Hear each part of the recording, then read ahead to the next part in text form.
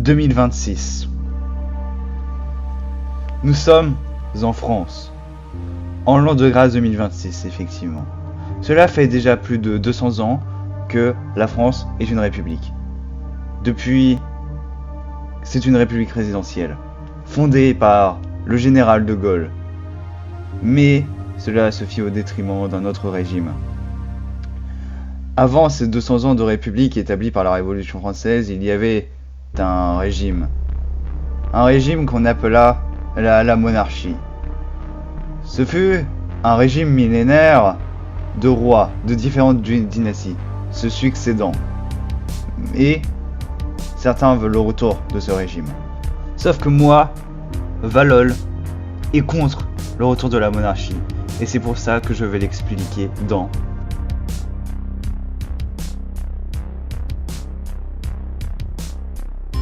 Alors déjà, il faut comprendre c'est quoi la monarchie.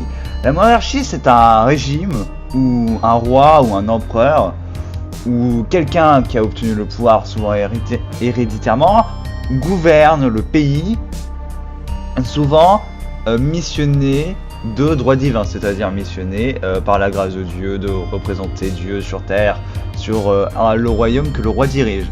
Et donc le roi n'est pas choisi par le peuple, à l'inverse d'une république où le principe d'une république à la base c'est que le peuple élit ou choisit ses représentants, de par leur vertu par exemple.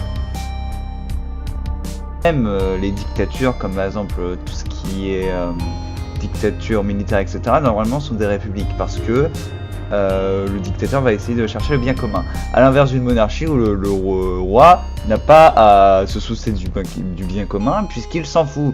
Lui, il a été envoyé par Dieu et donc il fait ce qu'il veut, selon la loi de Dieu.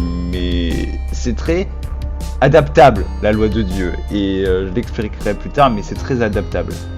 Cela pose déjà un premier problème de légitimité et une première remise en question de la compétence du roi à comprendre la volonté de ses sujets et à appliquer de bonnes politiques à son royaume, plutôt que chercher le gain personnel.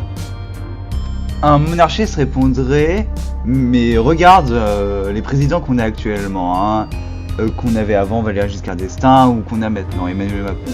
Eh bien, ce sont des financiers qui servent leur intérêt personnel et qui enfoncent la France dans un bourbier.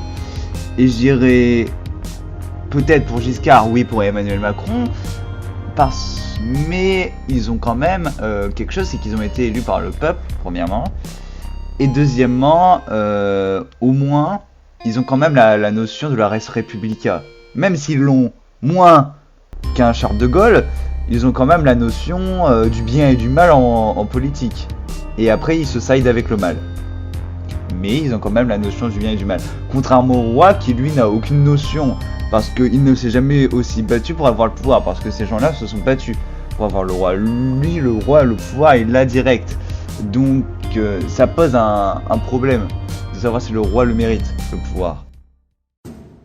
Bien, maintenant que la monarchie a été expliquée, je vais pouvoir enfin démontrer ses problèmes structurels qu'elle a connus au fil des âges, du Moyen-Âge, du baptême de Clovis jusqu'à la Révolution française, tout en passant par le futur si la monarchie était restaurée, et ces problèmes structurels de la nouvelle monarchie.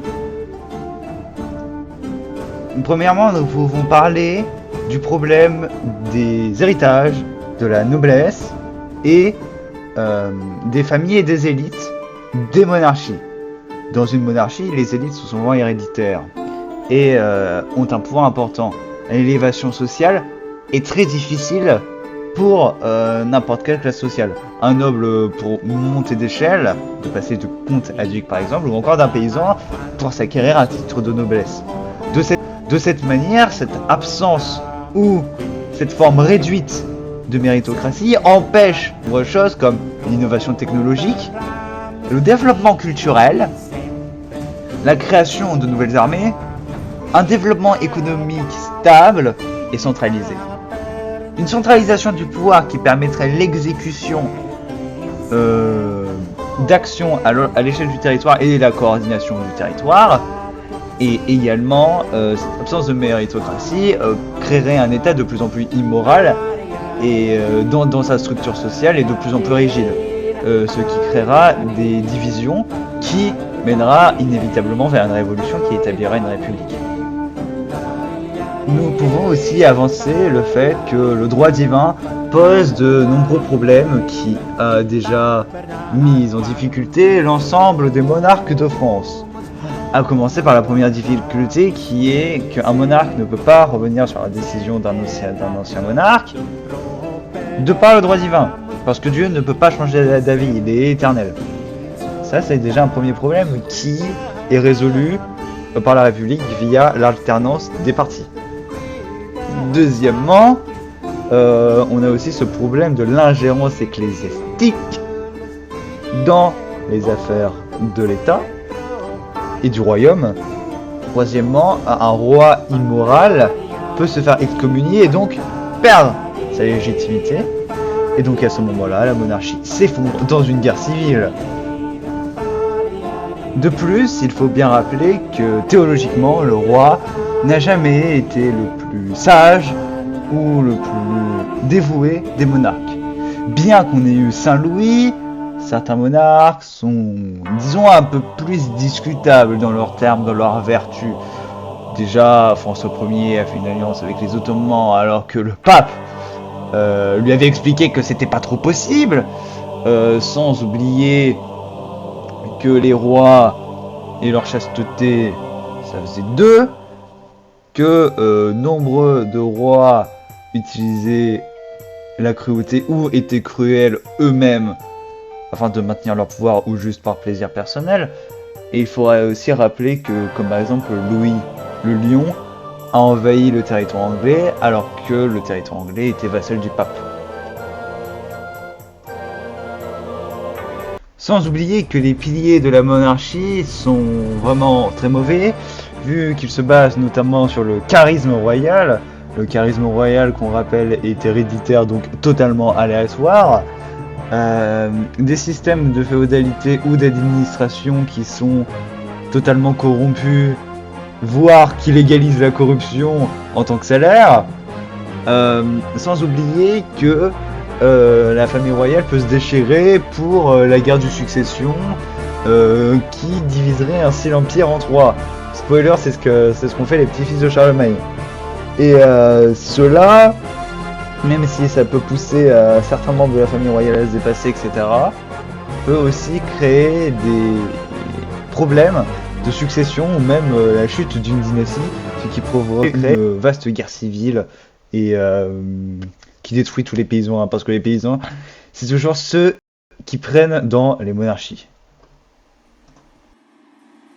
Bien, maintenant je vais pouvoir faire cette partie qui nous servira de conclusion à la fois historique et politique de la monarchie, tout en ajoutant de nouveaux arguments à mon explication et à mon avis.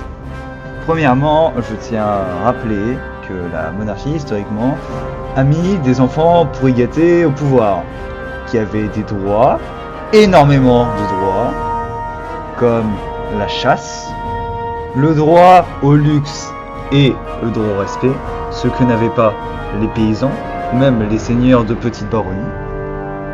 Et être un enfant pourrigaté, en plus d'avoir de la consanguinité dans le sang avec la consanguinité ambiante de la famille royale, ça te rend totalement fou, mais genre vraiment bien. Et donc ça crée des monarques totalement incompétents, hein, qui détruisent leur pays, qui détruisent leur économie, etc. On peut citer Charles II l'ensorcelé d'Espagne, on peut citer Charles VI de France. En lutte de pouvoir, on peut également citer le cas des maires du palais qui, à la base, n'étaient que de simples intendants, gérants de fêtes, et qui, grâce aux contacts qu'ils disposaient pour organiser ces dites fêtes, ont commencé à institutionnaliser leur pouvoir, à le rendre héréditaire, et à challenger les rois mérovingiens de plus en plus, ce qui créa un effet domino qui permettra notamment à Pépin le Bref d'arriver au pouvoir. Et donc c'est un événement très important qui n'arrivera que par la corruption de la monarchie et que les rois devenaient de moins en moins charismatiques et les rois mérovingiens et de plus en plus jeunes aussi.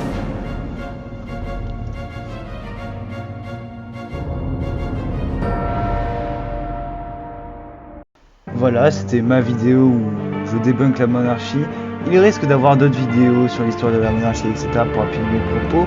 Mais voilà déjà une première vidéo sur la monarchie. Je prévois aussi d'autres vidéos sur d'autres idéologies. Rappelez-vous aussi que je prépare mon JDR de longue date. Rejoignez mon Discord. Mettez aussi un like, abonnez-vous. Et sur ce, je vous souhaite une bonne journée. Et c'était Valol.